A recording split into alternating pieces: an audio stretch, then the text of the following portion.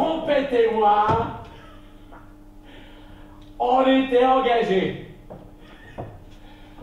Là-haut.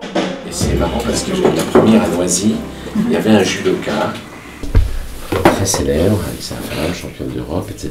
Alors on commence à parler de Recento, et c'était vraiment identifié au personnage et tout, on parle du spectacle. Puis tout d'un coup, j'étais en train de me déshabiller, comme là, puis je dis, ah, j'ai un petit secret. Et là, ça l'a passionné complètement, parce qu'en fait, mon petit secret, c'est ça. C'est, je cours, je saute, je machin, et donc j'en ai marre, j'ai les tendons qui sont bousillés. Alors je mets ça dans les chaussures, et comme ça me fait, ça rétracte le tendon. Après la dernière, la 60, mais c'est pas qui ne sera pas la dernière. Là, ça fait, on en avait 91, 64, donc si j'additionne, ça fait 155, plus quelques-unes qui nous attendent. Sur ce bateau, aucun risque de noyade, car le capitaine a pris les mesures ad hoc. C'est euphorisant, vous voyez, des choses qui est de l'ordre de l'euphorie. Donc ça dynamise, quoi. Ça dynamise la mémoire, ça dynamise la réflexion, la recherche, l'envie, la création chaque soir. Si, je pense que c'est pas négatif, même si évidemment ça se paye, quoi, bien sûr, j'imagine. Mais je ne serai pas là pour le dire. Mais non, évidemment, ça s'épuise. Mais voilà, le plus dur en fait, quand on a fini, qu'on a reçu un beau bouquet de fleurs, qu'on a le privilège de pouvoir parler à Madame la directrice, c'est déjà pas mal. Mais c'est le contraste qu'il y a entre cette charge d'adrénaline, cette chaleur et ce contact, et puis après...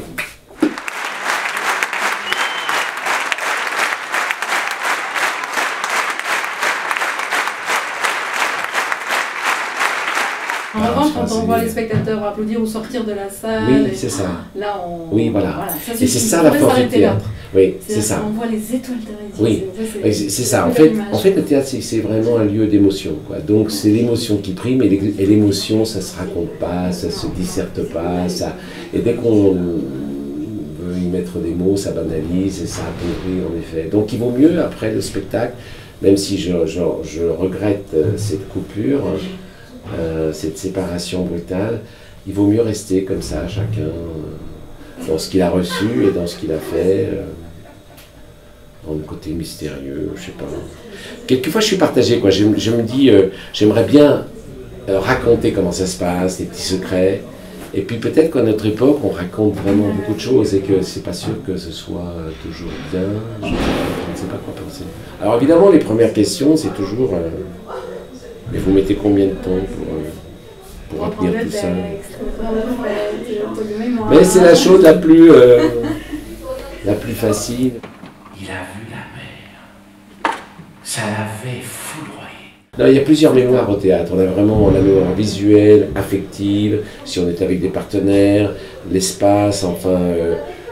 les rythmes, non, il y a beaucoup de choses quand même. Même dans le corps, le fait de se déplacer en disant les choses, en les vivant, puis le fait de les vivre, c'est ça qui fait que ça nous fait venir les mots.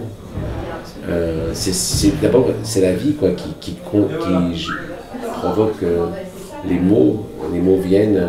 Donc du coup, ça déclenche, quoi. Il y a comme s'il y avait plusieurs sources qui alimentent la mémoire. C'est pas quelque chose, la mémoire, c'est pas un muscle. Alors, la manière de l'apprendre, c'est vrai que ça peut être bêtement, quand on apprend une leçon. Et après, une fois qu'on commence à organiser, à ressentir, à mettre en scène, à jouer, et ben là, c'est miraculeux. Enfin, Toulon, je m'en souviendrai. Ça fait quand même 4 fois qu'on joue à Toulon.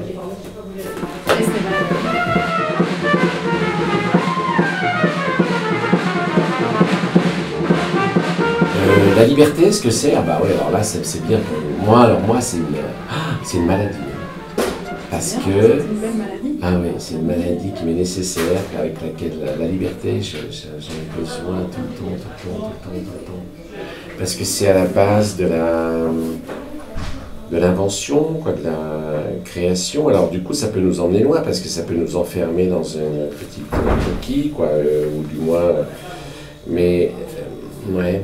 Quand on sent quelque chose et qu'on a envie de le faire, il faut prendre la liberté de le faire. Et quelquefois, dans ce métier-là, on ne sait pas par définition si ça va être bien. Quand vous avez à choisir des projets et que quelqu'un vous en parle, on ne sait pas à l'arrivée. Entre le discours et puis la réalité, il peut y avoir un trou énorme. Donc il y a un pari, quoi. Et celui qui y croit et qui a envie de faire quelque chose, on parlait de Novecento par exemple, ben, j'avais pas mal de gens contre moi, y compris et surtout l'auteur, qui ne voulait pas. Donc du coup, prendre la liberté de le faire, c'est un risque. Ah oui, la liberté, c'est associé au risque quand même, fatalement. Et on peut le payer cher. Mais c'est la garantie qu'on peut découvrir quelque chose, qu'on peut faire un pas de plus, qu'on peut avancer. Sans la liberté, il n'y a pas de surprise.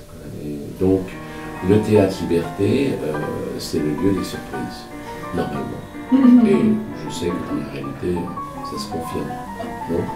La preuve, on m'a invité.